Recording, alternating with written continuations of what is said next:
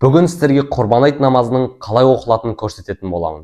Бірінші айт намазына ниет етесіз. Одан кейін барып имам Аллаху Акбар деп айт намазын бастайды. Сіз ішіңізден Субханака дұғасын оқитын боласыз. Одан кейін барып бірінші такбір алынады. Бірінші такбір алынғаннан кейін қолыңызды екі жаққа жібересіз.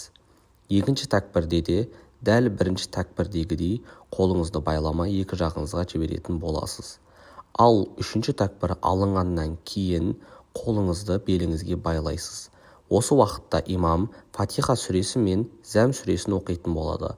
Сіз тек имамды ғана тыңдайтын боласыз. Ары қарай рукух және сәждеде күнделікті намазда оқып жүрген дұғаларды оқитын боласыз. Екінші ракатқа тұрған кезіңізде имам Фатиха сүресі мен Зәм сүресін оқығаннан кейін барып бірінші такбір алынатын болады. Қолыңызды байламай екі жаққа жібересіз. Екінші такбірде дәл сол секілді болады, яғни қолыңызды байламай екі жағыңызға жіберетін боласыз.